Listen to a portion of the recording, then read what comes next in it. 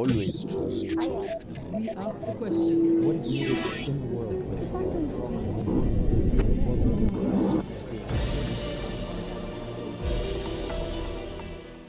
be? The American presidential election campaign picking up speed.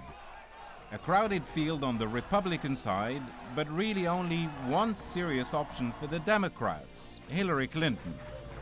She is traveling across the country to meet everyday Americans, as she puts it. But her husband usually nowhere to be seen. As they did during her previous presidential bid, people are again asking, is Bill helping Hillary or hurting her? But never mind all that. Bill seems to have a busy schedule on his own.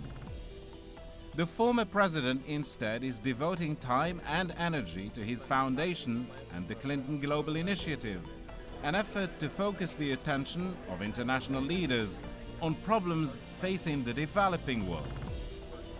Ironically, he is particularly involved these days in the region that created more headaches than any other for his wife when she was Secretary of State, the Middle East and Africa, especially North Africa.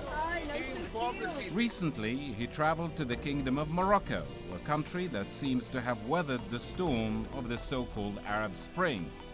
We caught up with him in the city of Marrakesh as it hosted the first ever Clinton Global Initiative for Africa and the Middle East. High on the agenda in Marrakesh were development issues, though the conflicts in Iraq, Syria, Egypt, Libya, ISIL, and the potential game changer, a nuclear deal with Iran, were a palpable subtext. We will discuss all of this, and of course his wife Hillary Clinton, as the former President of the United States talks to Al Jazeera. I would like to talk a little bit about sub-Saharan Africa in a minute, but I would like, with your permission, to focus a little bit more on the Arab region, North Africa included. Now, there's a lot of turmoil in this part of the world. There has been for the last 4 or 5 years. What do you, President Bill Clinton, see as the hope for a country like Syria or Yemen, given the extent of the turmoil in those countries? Well, first of all, a lot of this turmoil has been a long time breeding. The bipolar way we tended to view the Middle East, you either have an authoritarian and hopefully more benevolent government, or the rise of Al-Qaeda, and then the rise of ISIS. And what's going on is far more complex than that. If you look at the Arab Spring began in Egypt, but the young people who brought it about through the social media and standing around in Tahrir Square weren't organized to be a political force. So the Egyptians basically traded one form of authoritarian government for another. Then there was a reaction. They went back to Mr. Sisi. But underneath that, there are all these things going on to modernize Egyptian society, modernize the Egyptian economy.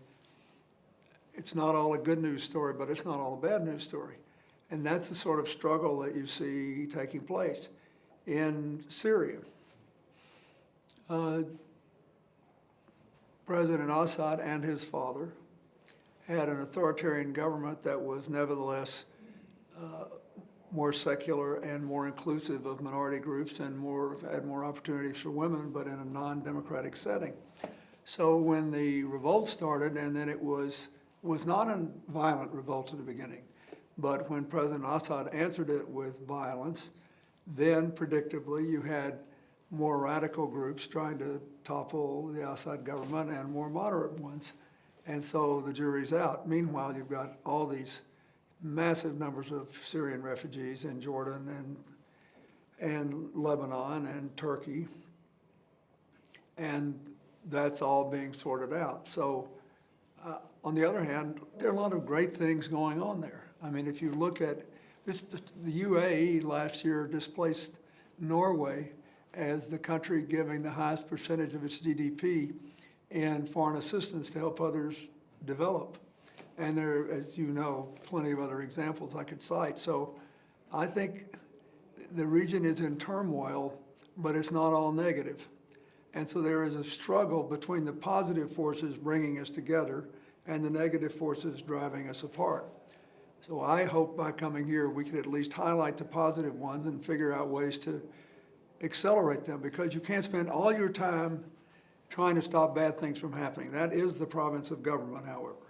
The rest of us, not in government, should spend more time trying to make more good things happen, to give more hope to the young people of the Middle East. It's the youngest place on earth now, with a huge percentage of people under 18. With all the economic growth that's occurring, there's still not enough to provide enough jobs. With all the educational opportunities that are increasing, still not enough to educate and train people. So we are in a contest, but it's not all a negative one. And so that's how I see this. I don't think you can write the future yet. We don't know. In this specific case of Syria, Mr. President, the Clinton Global Initiative, given the extent of the destruction in Syria, is there anything in a nutshell that the initiative could offer the Syrians? Yes, well, we do the best we can. We have, first I organized a year ago in New York about 24 potential partners for Jordan, because I became very worried about Jordan. It was, as you know, it's a majority Palestinian country from the beginning. Then they got a lot of Egyptian refugees, and then they got a huge number of Syrian refugees. They have bent over backwards not to put them in camps, but to incorporate them into communities. And they have been given enough money, largely by the other Arab states and international bodies, to feed the refugees and to house them and to provide elemental health care and the beginnings of some education. But there should have been an economic strategy to create more infrastructure and do things that would boost the Jordanian population as well as the Syrian population. So we're trying to do that. I think the same thing should be done in Lebanon, which is, it's a miracle how well it's survived under all these cross pressures for now 40 years, since they nearly destroyed themselves and adopted their new constitution. But yes, I think there are plenty of things we can and should do, and I think we made a good beginning on it here. And I hope we will continue in September when we meet in New York, because these people may be away for quite a long time. I think we're a good ways away from resolving this Syrian crisis. Mr. President, you mentioned the Gulf region, and there are people who look at the Gulf region, they see hope, and there are others who are concerned. The things that you said the Gulf region is doing to help development throughout the region and beyond. But this region also faces security challenges. The Saudis, for example, keep talking about their concern about Iran. There's the issue that Americans and others are very worried about ISIS. Where do you see things going with the Gulf region? Well, first of all, I believe that ISIS will be defeated if the people who live in its path believe there is an alternative which includes them. If you look at Iraq, for example, we've seen this movie before. When al-Qaeda in Iraq became so extreme, they started decapitating Sunni tribal leaders who didn't suppress their women as they felt they should. President Bush's so-called surge worked because of the Sunnis in the western part of Iraq rising up and taking control of their destiny. ISIS is an unusual example of a non-state actor trying to create a state in its wake, going beyond anything that al-Qaeda did in terms of its sophistication. But it's highly exclusive and highly extreme and highly violent, and it's inconsistent with the culture of many of the people that are in the way. So I think that what the United States and others should be doing is trying to empower people to defend themselves and stand up against it. But also the rest of us should be trying to give an alternative model of the future that is more inclusive and leads to greater prosperity and opportunity. And I think, we just have to be prepared to fight this out until it's resolved. But I do not believe an exclusive, negative, violence-based movement is going to prevail if the rest of us are not passive in the face of it. What do you see the future holding for the Gulf region in terms of the Saudi fears about Iran, for example? I think that depends upon first it depends upon the outcome of these negotiations. This is one of those things where everything really is in the details. If you could, with some confidence, say that this agreement means that Iran will not be able to develop a nuclear weapon for a decade, or at least would not be able to do that without being caught, which would immediately reimpose the sanctions, then nearly everybody, including even the Israelis, would prefer that to a military action, which on top of all the things that are going on now and what happened before in Iraq and in nearby Afghanistan, nearly everybody would say it's worth doing. And I believe that if you come to the United States, you would think that that determination is now up to the skeptics in the United States Congress, because the president has agreed to present this deal to the Congress. But actually, the most important voters may be the Saudis and the other Arab states that are capable of affording their own nuclear capacity.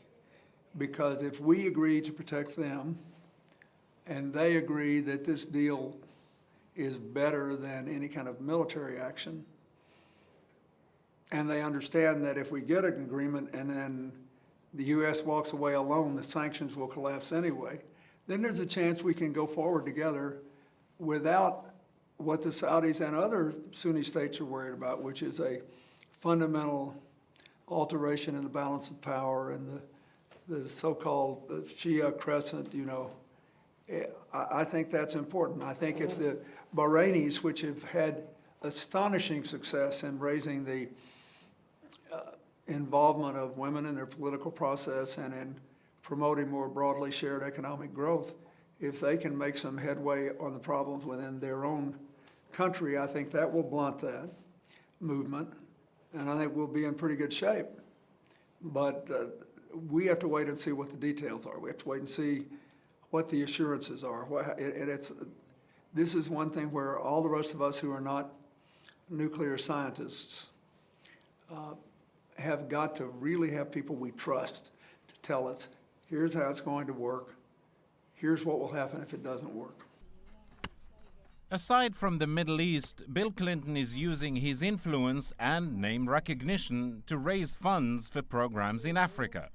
From AIDS to Ebola, there is no shortage of challenges here.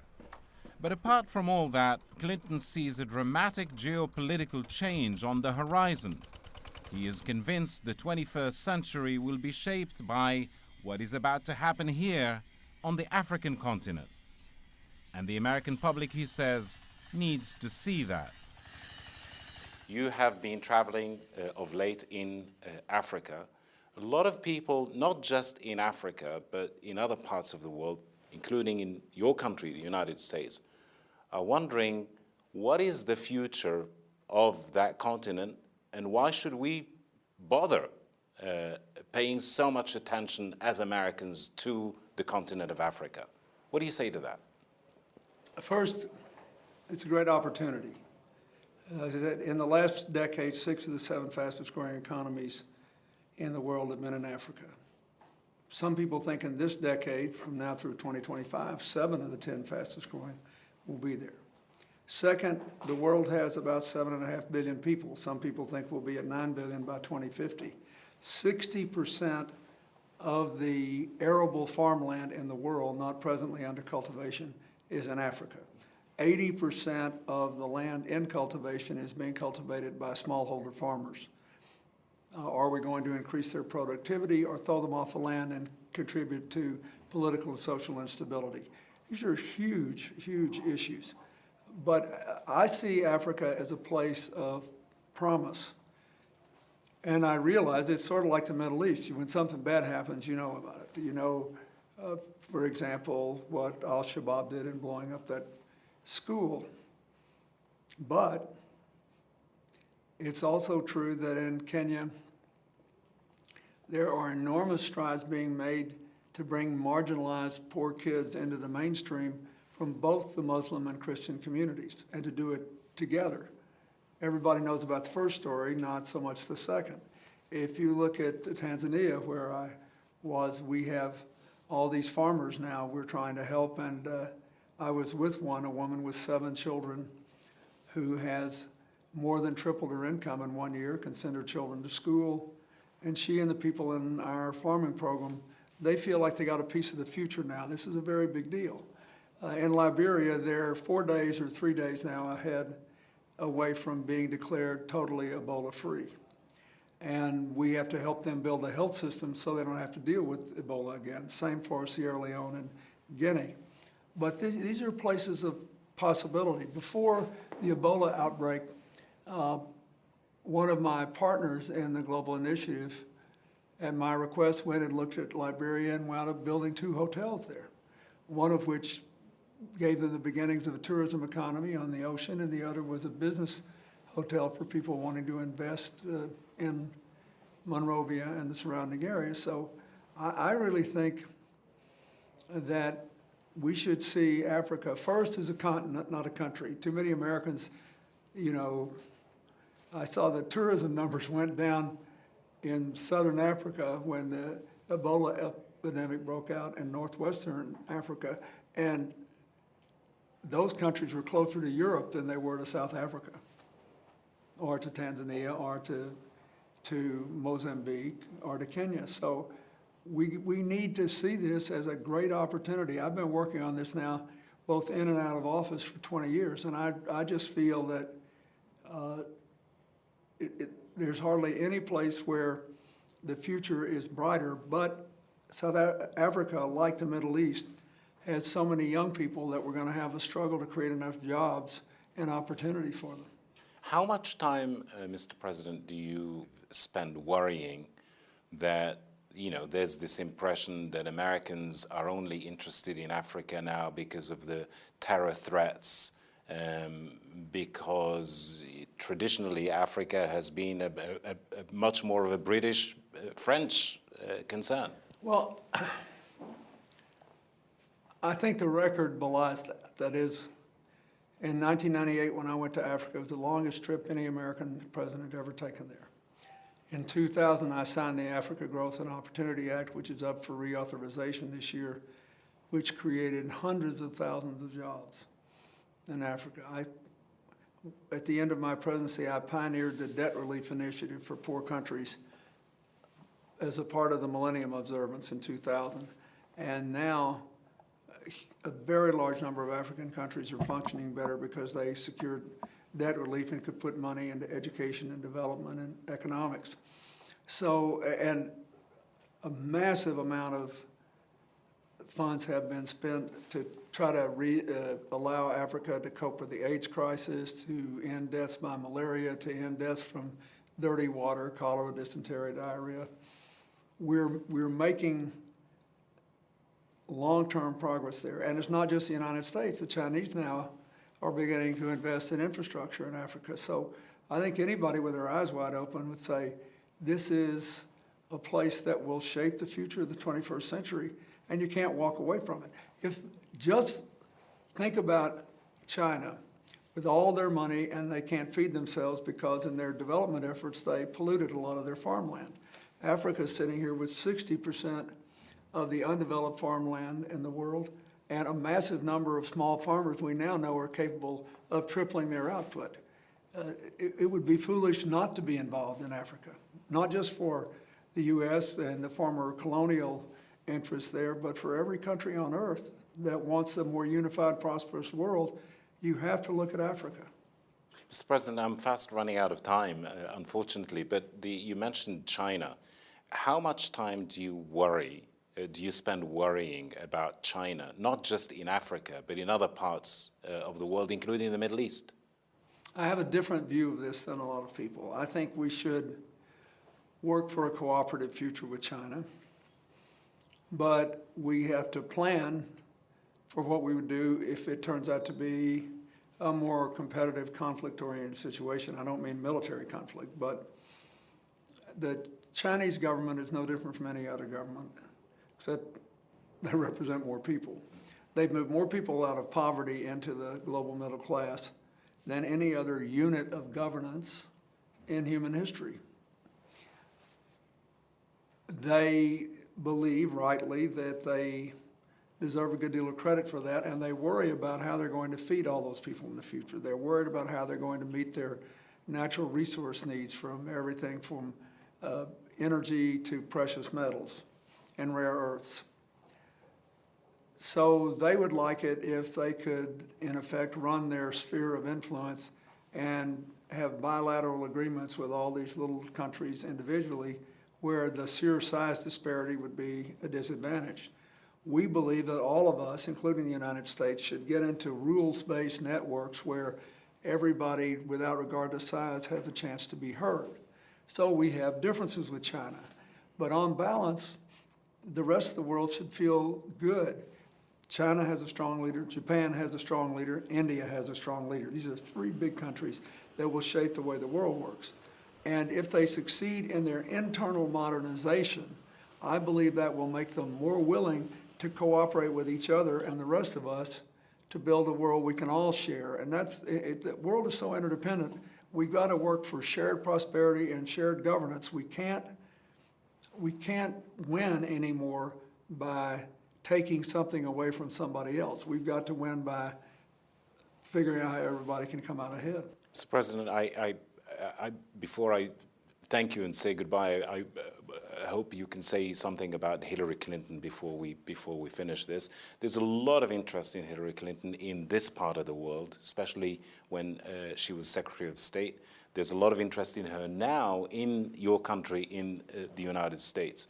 The whole situation in Libya, in Syria, and all those other places when she was Secretary of State, how much do you think that will impact her chances of becoming possibly the next president of the United States, given the extent of the debate between Democrats and Republicans in the United States about that, for example? Well, first, I think the most important issues in the United States are likely to be domestic, economic, and social issues.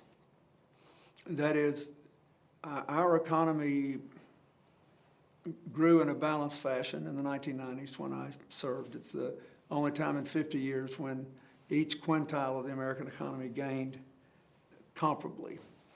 And the bottom 20% of our workforce increased their income in percentage terms as much as the top 5%. So since then, since 2001, we've been struggling to restore shared prosperity. After the crash, it was impossible. We just had to begin to build again. Now I think it is genuinely possible for us to have an economy that works for everybody. And I think that's what the election will be about. I think foreign policy will play a role. And how it will play out, I don't know. The Republicans will attempt, if she is fortunate enough to be the nominee of our party, they'll probably try to make every problem we have look like it was her fault. And I presume she will say that it should be an advantage to have somebody who's dealt with these problems over which the United States does not have total control, and we have to come down on the right side. In Libya, for example, it wasn't like the Iraq War. We didn't start the Libyan conflict. The question is, would we stand with those who wanted to be free? And because Mr. Gaddafi had ruled it for a long time and there was no intermediate institutions, no other governance, there's a period of chaos now. I still think the Libyans are immensely talented people, and I think there's better than 50-50 chance that after some period of time, they'll be able to put a country together and run it for the benefit of everyone. Mr. President, thank you very much. Appreciate it.